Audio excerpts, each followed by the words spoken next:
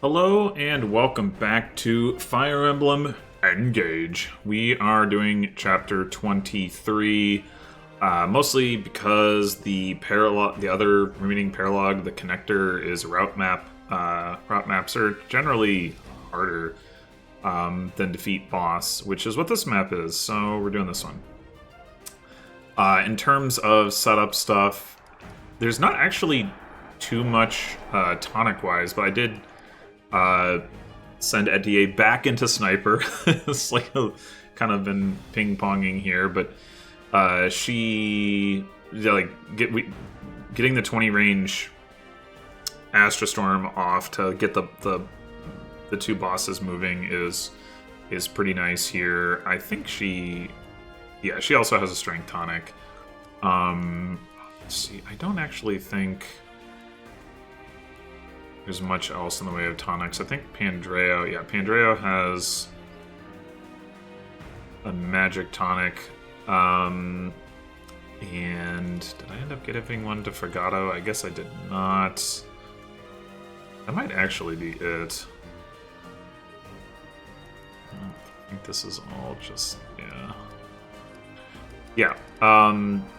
Other things of note, Vale is going to use Byleth this chapter rather than Alir just because of the starting position makes it easier. And the ironic thing about that is that I had not ever unlocked the level 10 conversation bond level between Byleth and Alir because I didn't want to extend the duration of the engage because I wanted to be able to get re-engage and use the Goddess Dance again.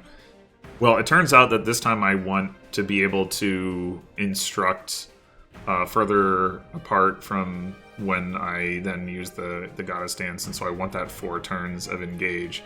And so I would have finally done the conversation with Alir here, except and then I wanted to put the ring on Vale, so I don't know. I mean, right now it's kind of nice because we've got the flexibility of both options. Although realistically, I don't know that any of the remaining chapters are going to demand a multi-goddess dance thing anyway. I guess we'll see. But yeah, this is what we've got for now. And then maybe if I need it again, and for whatever reason I'd prefer to have it on Alir, then I can go that direction. But for this chapter, it's on Vale. What else is there to mention? I think I talked about my intention to do this last time, but Kagetsu has the Marth ring now because it gives the same speed boost as the Lucina ring, but it also gives a strength boost, plus there's divine speeds, which is just really good damage output. I slapped the Lucina ring on Seedall basically just because I want ideally for him to get to Cantor Plus. I don't think he will. I don't think there's going to be time, but if he does, that would be nice. And there's not anybody else who needs the SP more than that, so it might as well do that, I guess. Yeah, I still have the Leaf Ring on Mauvier, and there's not even a particular reason for that. It's just he might as well have something. It's actually kind of weird that I can't find a better use for the Lucina ring at this point. Specifically for the speed boost. I mean, he's showing +1, but it's +4 at cap, and obviously both Pandreo and Fregato would like that, but I think that the rings that they have are better for them. Etie's ring is better for her. I think Marin would conceivably want it, but I think her ring is better for her. And then, obviously Lyndon definitely doesn't care. And after that, it's it stops even really mattering. Nobody else is doing much combat, so yeah. The other thing was I did move some engravings around. Pandreo had the Micaiah engraving for the Big Avoid, but almost all the fighting he's doing in this chapter is actually against enemies with smash weapons, so he doesn't really need it. So there is a situation in which he can end up needing the extra damage, so I put the Alir engraving on his Bolganone.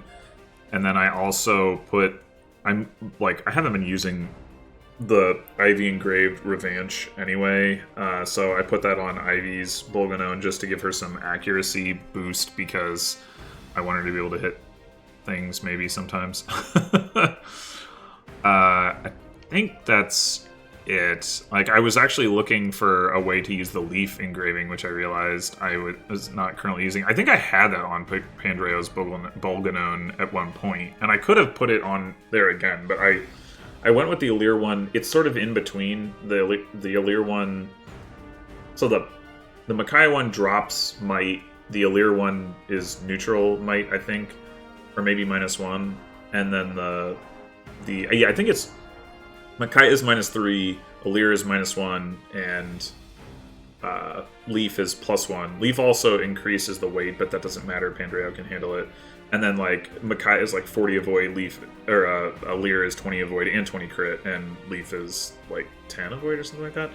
And so I basically just did this because, like, well, if he needs the might later, like, then I'll, you know, if I have to give him the extra might, I'll switch to it, the Leaf one. But if I can give him the extra avoid, you know, I would rather do that.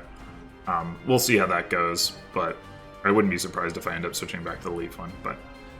For now, I didn't actually assign Leaf to anything because it doesn't really... I don't really need it on anything right now. Alright, so... Yeah, and I guess then in terms of the units we're bringing, you could already see, but it's basically the same squad. We have our units split up into these two different groups, which is pretty annoying, and which is why I moved the Byleth ring, because Allure starts all the way over here, and I want to use it turn 1 over here. Mentioned it's defeat boss. We got Zephia and Gris all the way up here. They're a long way away, so that's what we're dealing with. Yeah, alright, let's get started. So we get the shard bomb whatever thing that doesn't come up this turn, but will start coming into play next turn. So first thing we're gonna do is move Allure over to the left, because even though she's a little too far away to do the instruct thing that I want to do, I do want her personal skill applied. So we're gonna have Hortensia reposition, and we're gonna have Chloe reposition, and then anything for you.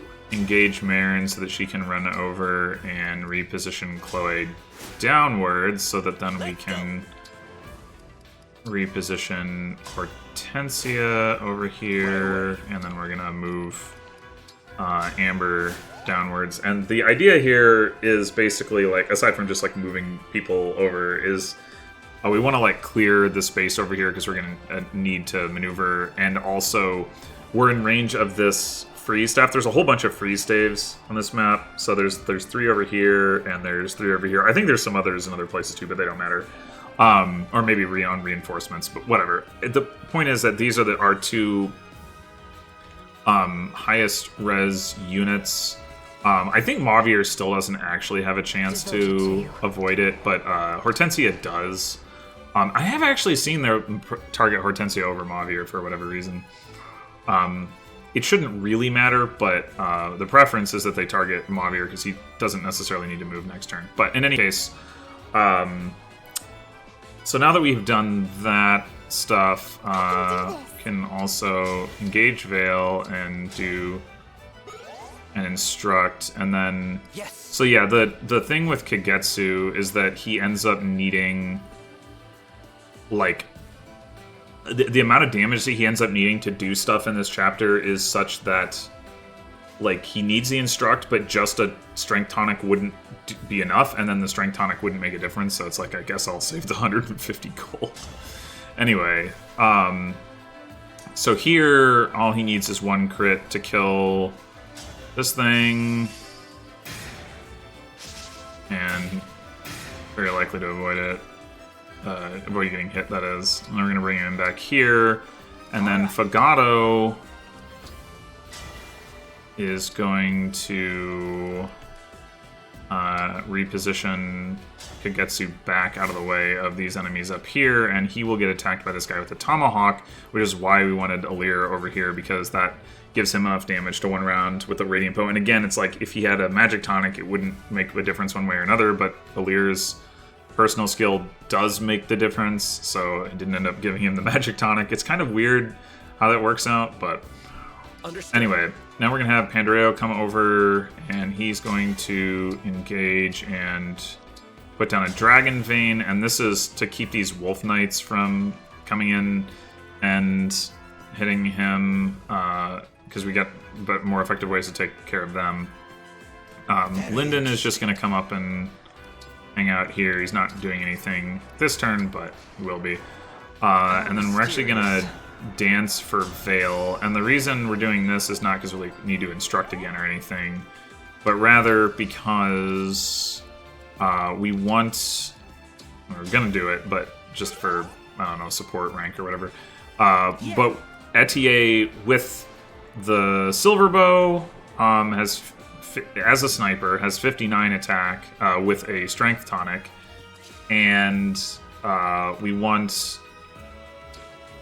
we need her to have 60 damage in order to cleanly take off a hit bar on Gris. And so we need just that 1 point of damage from Veil's personal skill. And we also get to apply Draconic Hex, which doesn't, is not going to completely wear off in the time it takes him to make his way over to us, which is nice. Okay, so this time they are going for Hortensia. Yeah, I don't know. I've definitely seen them go for Mauvir and Hortensia both, and I don't really understand it. Right, and now we get more freezing going on. These guys moving up. And Zephyr and Gris are on the move. Boom, boom. You're dead. Yeah, so they're gonna... all three of these guys... freeze.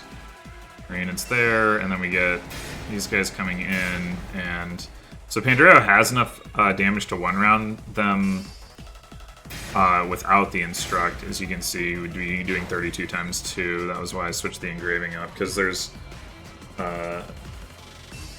enemy that he's gonna have to fight without that boost. And yeah, we did retreat isn't an option. Engage him so that the Spirit Strike, the Spirit Strike is going to take away his engagement or enemy. We didn't otherwise need him engaged this past turn, but might as well.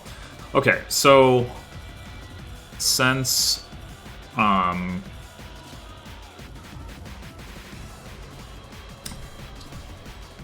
they did target Hortensia, we're going to restore Hortensia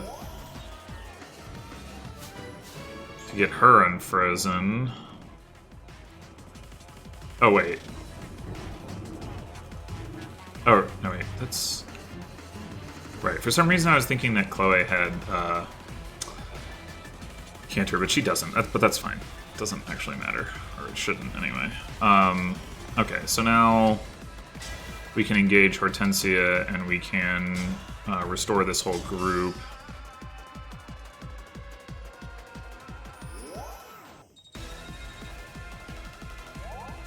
Of 3, which is why it's nice that they're clumped up like this, so we can do that. So the other thing I want to do before I start doing combat stuff is have not Alir, Amber come over and reposition Kagetsu, and then Alir do it again. And then we might as well also have Veil come down here and instruct. And this is where, so that instruct not only allows Kagetsu to double the Wolf Knights where he wouldn't otherwise, but also allows him to one round with the poleaxe, which, I mean, I guess it's really just the doubling that matters, not the damage. But yeah, because 30, obviously, like 33 times 2 would still be enough. But I think it's like if he didn't if he wasn't doubling, he would be doing like 33 plus like 16 or something. It's like something close to killing, but not quite. Anyway, I guess that is actually the first attack I want to make, so let's go ahead and do that. And also, with the dodge engraving on this thing, we got a very good chance to avoid taking any damage. Alright, so the tricky thing here is that these enemies are going to be able to move through this thing because it's going to get blown up. So we need to protect our squishies, which means Seedall needs to make his way all the way over to here because this... no, not you. You with the spear can... Oh, wait. Hold on. Did these guys switch places? 1, 2, 3, 4, 5, 6... Huh. That's interesting. I think they did. How did that happen? Well, it doesn't really matter, I suppose, but, like, normally Seedall can't stand in this spot. I say normally, I mean, whatever, when I was testing it, but I guess it's weird that they could have even done that, but, I mean, it's 1, 2, 3, 4, 5, 6... Yeah, I guess it's fine. It doesn't mean... Yeah, huh. Oh, okay, well, whatever. 1, 2, 3, 4, 5, 6... Yeah, Maybe I, at some point... No, because I remember specifically looking at, like, putting Etier in this spot, but the problem was going to be that she would get hit by the thing and take 25 damage, and then, like, the spear would be enough to kill her. So I don't know. They must have switched places, but... Okay, in any case, now, we're gonna have Lyndon come over here, and this is where we get some unreliability going, and is why I'm going to, or I wanted to do this first. Yeah, he got there. And then I guess this is also not totally reliable, but it's pretty reliable.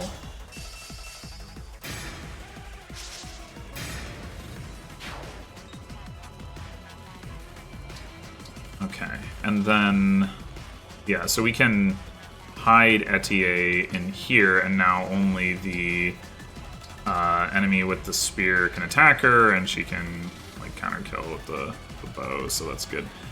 And then Pandreo is going to come over here and put down another Dragon Vein, just to keep, like, he can enemy phase these two, but he can't enemy phase these three. They've got too much res. This guy unfortunately won't be able to reach him, but that's okay. And then over here, Fagato is going to come in, and I guess let's do it from here actually. And we're gonna bust out the Sieglin since we're fighting all corrupted enemies to obliterate this guy. And so even if he had gotten hit by that Tomahawk guy on enemy phase, he would have nearly full healed from that. And then Marin is gonna come up, and so there's a guy here with an L Surge, and then there's a guy with a Bolganone. So we're gonna kill the guy with the Bolganone because he could attack without getting counterattacked. We got the Rider's Bane, we can take care of that. And then Ivy is just going to hit this guy so that Fagato can enemy phase him, because he's got enough HP that, like, he won't one-shot with the Sieglin. He will one-shot this guy, I think, but he's also got... Oh, well, he also doubles, but they've got a Silver Lance, so it's likely he'll just get broken, but it's possible he won't. Anyway, let's see, where do we actually want to put you? Do we want you all the way over here? I think it just doesn't matter, really, but...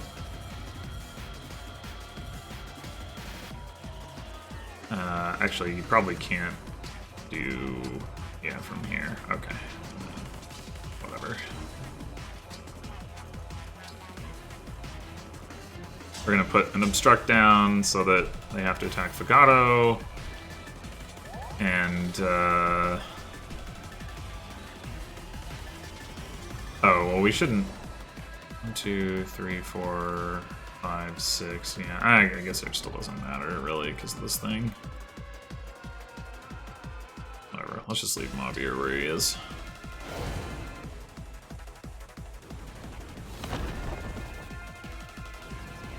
Yeah, the annoying thing about these rocks is they get destroyed like between player and enemy phase, so it's like definitely advantageous for the enemies. Okay, this is fun. So let's see how many of these enemies target Marin, who is invulnerable to freeze. All 3 of them, let's go! Very smart enemies. Oh, you didn't kill? Why would you do that?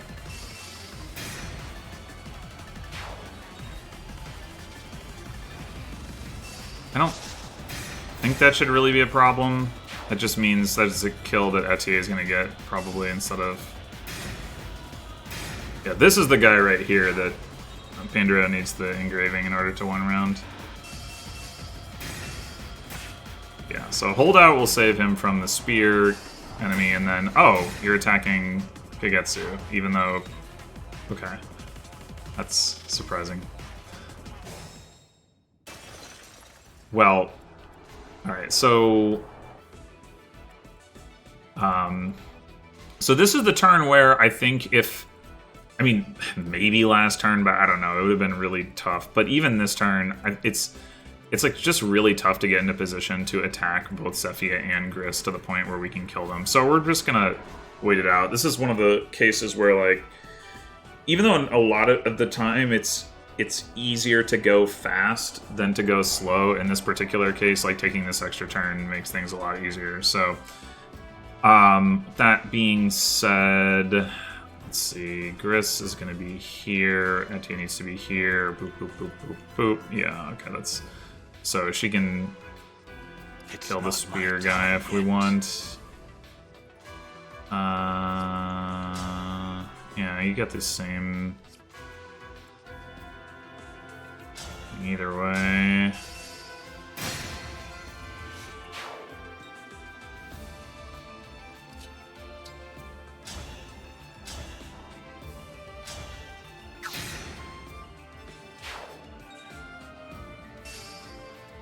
Alright, and then... Let's turn on Cephia's range. Drea's gonna take this guy out.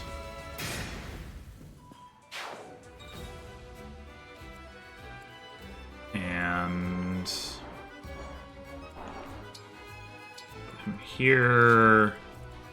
Then we're going to reposition Kagetsu, and then dance for Kagetsu.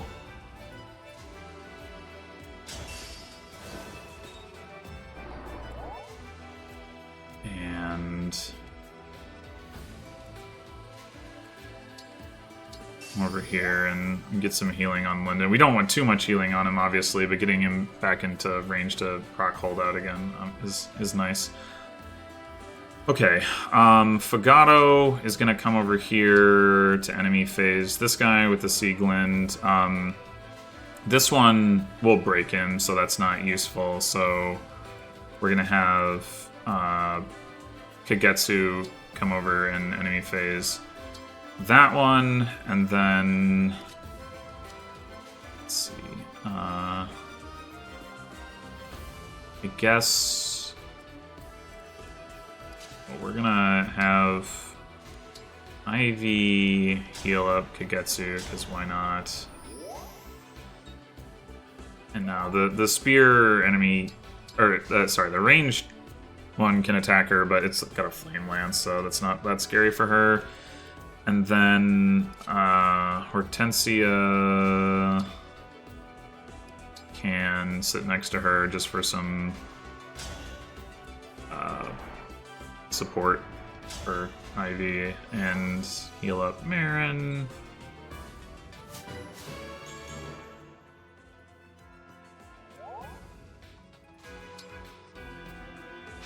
Well, I guess you might as well go here. Alright, and then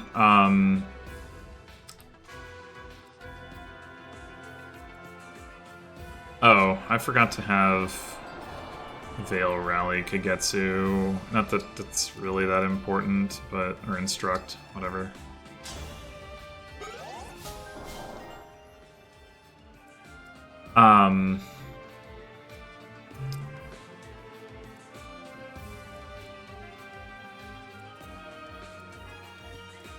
So, we don't really need to do this, but just for funsies.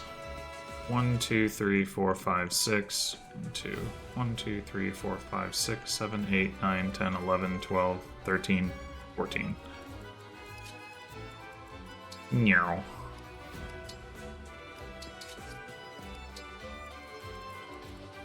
We want her to deal a bunch of damage. She can deal a bunch of damage. Well, I mean, not that much probably, but still. Alright,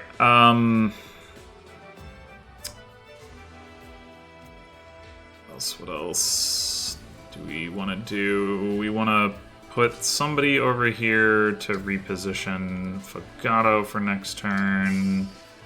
That can be you. And then everybody else...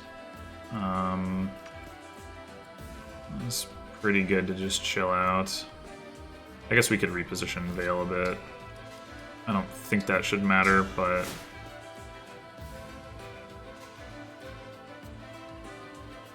yeah.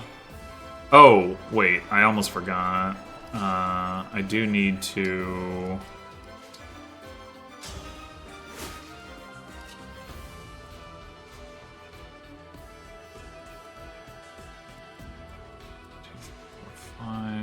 Boop, boop, boop. Yeah, okay. Cool. I do need Alir's personal skill for finishing off Gris.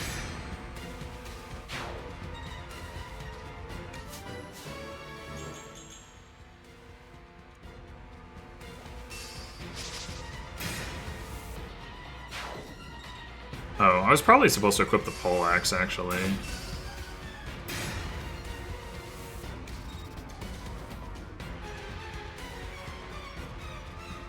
Not that it matters. Just... oh, don't need to see that. Doesn't matter. Alright, so... oh, wait, that's not right.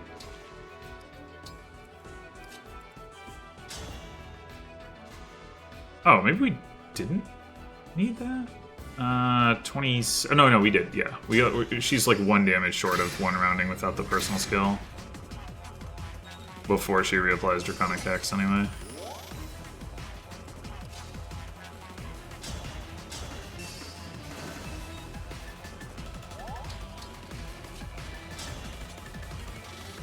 I guess in theory, yeah, I was gonna say, in theory, Seedall could have activated the what's it? Chain attack, and she could have gotten there anyway, but we're gonna rely on that.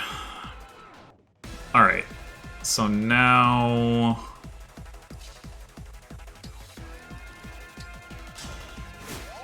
I'll reposition you over here, and bonk this guy. And... to here. And then it's time for yield debuff. Will it be?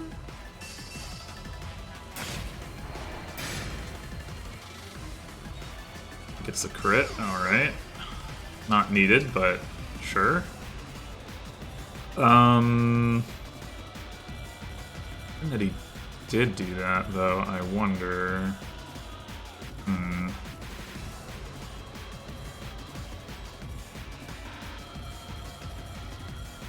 So, funny... oh, I forgot. I was... okay, well... let's just do it this way. Even though... definitely don't need the crit on Linden to get this kill.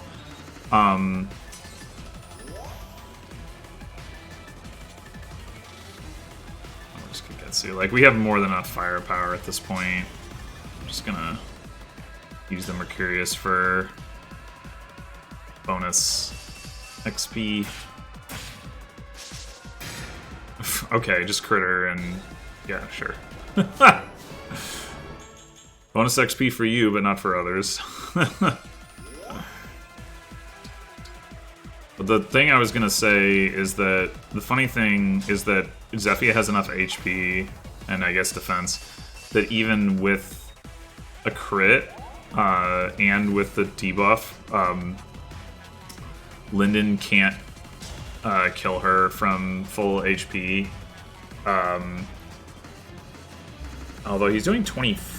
Oh, right, that's because of the rally. Yeah. Because he's before he gets the level up that he just got. Or no, he didn't get the level up yet. That's right, because he didn't kill that one enemy. Right. Okay. Then why is he doing 24? His Goddess Stance is +3. Should be doing 20, not 21. Well, either way, 21 times 3 is also less than 68. It's just kind of funny that he, even with a crit, he can't one-shot. Anyway, alright, so let's see here. Who do we want to feed XP to? It'd be good to get a little bit on Pandreo. We could let the arena top off Linden.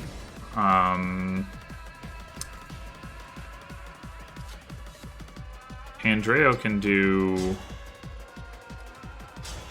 extremely minimal damage with this thing, which is actually like kind of what I want, so I do that.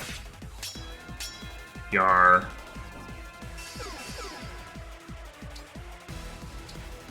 Okay, and I would like to attack with the Mercurius again, but I'm gonna do that. Then I should do any other attacks I'm gonna do now. I guess the other thing I could do with Linden is just have him throw the Tomahawk. Oh my gosh. It's actually... He's probably gonna kill if we do that. Okay. It's not really what I want, to be honest. This crit is too good. You can't get rid of it. Well, the Hurricane Axe doesn't do anything, though. Alright, what if we do this? He can't die because of holdout, and she can't get knocked away.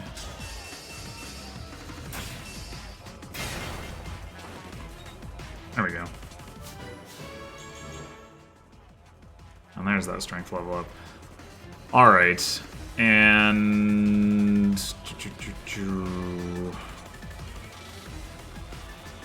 Yeah, I think just because Kagetsu has the Mercurius, I'd probably rather give him the kill, so... You do have like a little bit of a chance to kill with that. You probably don't with the Radiant, though. Oh, yeah, you do. Longbow? Oh, Windsword. That's the... yeah. That's the ticket.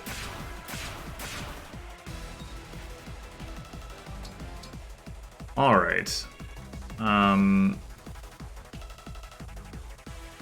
I forgot about Marin. She probably kills now. Yeah. Well, that, even if it crits, doesn't kill. Okay.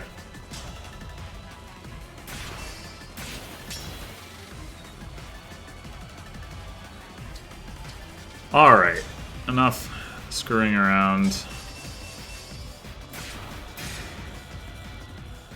Torturing Zephyr to death.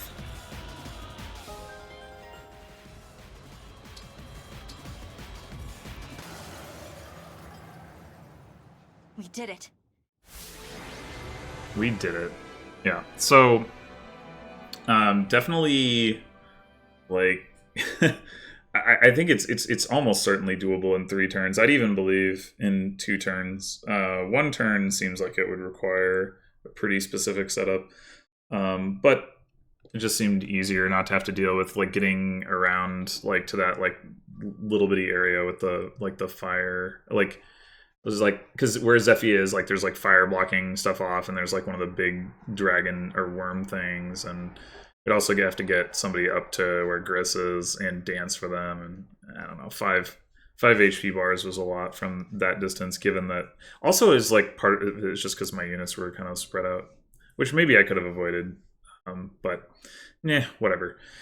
In any case, thanks for watching, and I will see you next time, probably for chapter 24. I think I'm likely to do that one before the paralogue, so until then.